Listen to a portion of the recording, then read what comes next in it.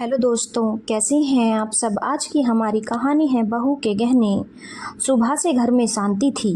घर की मुखिया रजनी जी अपने कमरे में बैठी माला जप रही थी। मुंह से तो राम राम जप रही थी, लेकिन आंखें आंखें तो मोटे मोटे चश्मों में से बहू के कमरे के दरवाजे की तरफ झांक रही थी। देखने वालों को प्रतीत हो रहा था कि अम्मा जी पूजा पाठ कर रही हैं, भगवान का नाम ले रही हैं, पर सच्चाई इससे परे थी। मन ही मन कुढ़ रही थी कि आखिर बहू कमरे में से बाहर क्यों नहीं उठकर आई। जाहिर सी बात है कि जिस घर में बहू घर को संभालती है, उस घर में यदि एक दिन भी बहू देर से उठे तो सबका दिमाग ठनक जाता है। और इस समय तो बहू रोज रसोई में लग जाती थी। जैसे ही अम्मा जी अपनी पूजा पाठ खत्म करती थी, बहू उनके सामने नाश्ता और चाय हाजिर कर देती थी। पर आज तो उसकी उम्मीद बिल्कुल भी नहीं थी, क्योंकि बहू उठकर रसोई में अभी तक नहीं आई थी। पता नहीं, शायद कल की बात पर मन लगाकर बैठ गई। हाय राम, अगर ऐसा हो गया तो मेरा तो इस घर से पत्ता ही कट जाएगा। जब अपने ख्याली घोड़ों को लगाम नहीं दे पाई तो माला एक तरफ रखी और उठकर घर में टहलने लगी। 2-3 बार कोशिश भी करी कि कमरे का दरवाज़ा खटखटा दूं, पर हिम्मत नहीं हुई। कल रात के हंगामे के बाद कहीं सुबह सुबह फिर हंगामा ना हो जाए। तभी घर का दरवाज़ा खुला। घर की बहू अंजलि ने घर में प्रवेश किया। उसे बाहर से अंदर आता देखकर रजनी जी से रहा नहीं गया। उन्होंने उसी वक्त पूछा, सुबह सुबह बाहर कहाँ गई थी। अंजलि ने एक नज़र उन पर डाली। उसका उन्हें जवाब देने का बिल्कुल भी मूड नहीं था, पर फिर भी बोली, मम्मी के पास गई थी। इतनी सुबह सुबह अपने मायके जाने की क्या जरूरत पड़ गई। 2 कॉलोनी छोड़कर ही मायका है, तो इसका मतलब यह नहीं कि जब मुंह उठाकर चल दिए जब मन चाहा, वो भी मुझसे बिना पूछे। मेरा बेटा यहाँ नहीं है तो क्या हुआ, अभी तो मैं घर में बैठी हुई हूँ। रजनी जी ने तुनकते हुए कहा तो अंजलि ने जवाब दिया, इस घर में वैसे भी हर काम बिना पूछे ही तो होते हैं, तो मुझे लगा कि मुझे भी आपसे पूछने की ज़रूरत नहीं है। ऐसा कहकर अंजलि अपने कमरे में चली गई। रजनी जी का मुंह फूल गया और वो अपने कमरे में आकर बैठ गई। लेकिन जब काफ़ी देर हो गई और अंजलि अपने कमरे के बाहर नहीं निकली, तो अम्मा जी खुद ही रसोई में चाय बनाने चली गईं। बर्तनों को जानबूझकर ज़ोर ज़ोर से पटकती हुई चाय बनाने लगी कि अंजलि को भी उसकी आवाज़ सुनाई दे, ताकि वो रसोई में काम कर रही हैं ये पता चले। चाय पूरी बन गई, लेकिन अंजलि बाहर निकल कर नहीं आई। इधर अंजलि अपने कमरे में अपना सामान पैक कर रही थी। सामान पैक करते करते उसे अभी भी यकीन नहीं हो रहा था कि उसके साथ ऐसा कर सकती है। दरअसल कल शाम को रजनी जी अंजलि के साथ बाजार गई थी। वहीं रजनी जी की पायल साड़ी में उलझकर टूट गई। पास ही पहचान वाले सुनार की दुकान थी। वहां वो पायल को सही कराने के लिए गई। दुकानदार अंकल ने अचानक ही पूछ लिया, अब कैसी हालात हैं नीलम बेटी के सास के। उसके इस सवाल से रजनी जी और अंजलि जी हैरान रह गई।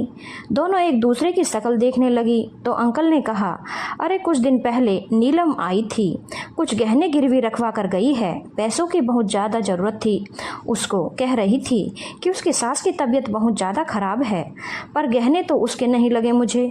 उसकी शादी के सारे गहने तो मैंने ही तैयार करे थे, शायद सास के गहने गिरवी रख कर गई है। कहते कहते उन्होंने गहने भी दिखा दिए। गहने देखकर अंजलि के होश उड़ गए। ये तो उसके गहने थे जो उसके माता पिता ने उसकी शादी में चढ़ाए थे, पर ये गहने नीलम के पास कैसे आए। ये गहने तो उसने अपनी सास के पास रखे थे। उसने रजनी जी की तरफ देखा तो वह नजरें चुरा रही थी।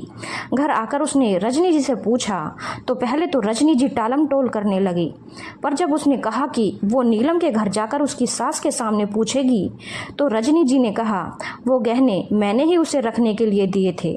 उनका जवाब सुनकर अंजलि ने पूछा, लेकिन क्यों, मैंने तो विश्वास करके आपके पास दिए थे गहने रखने के लिए, आपने उसे नीलम को कैसे दे दिए। वह मेरी बेटी है, उस पर तो मैं आंख मूंद कर विश्वास कर सकती हूँ, पर तू तो बहू है। अगर मैं गहने घर पर रखती तो तेरा क्या पता तू कब अपने मायके ले जाकर रख देती।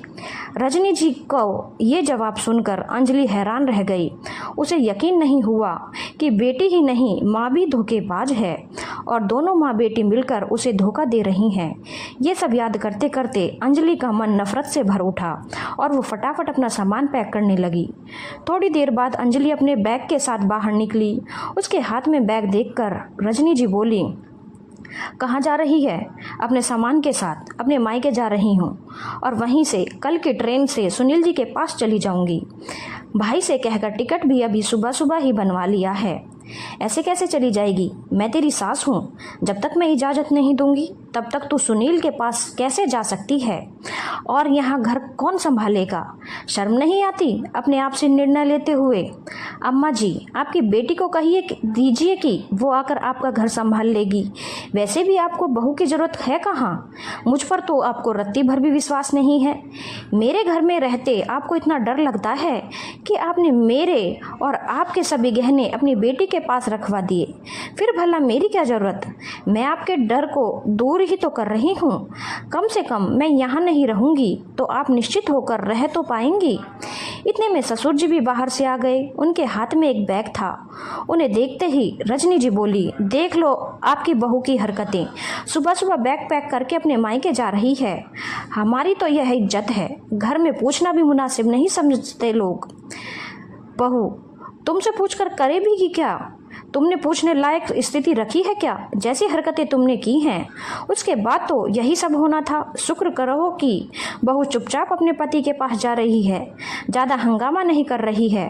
पर तुम्हारे धोखे की सज़ा तुम्हें मैं तो ज़रूर देकर रहूँगा। मैं नीलम के पास से तुम्हारे गहने लेकर आ चुका हूँ।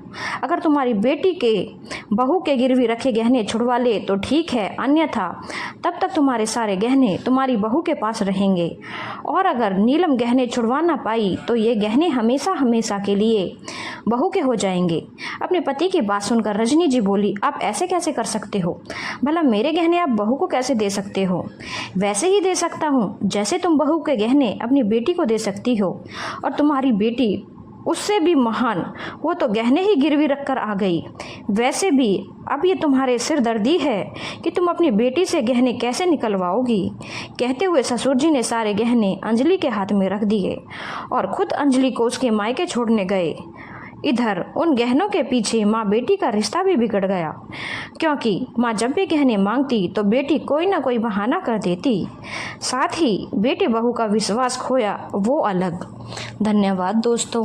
अगर आपको कहानी अच्छी लगी हो तो चैनल को लाइक, शेयर और सब्सक्राइब करना ना भूलें।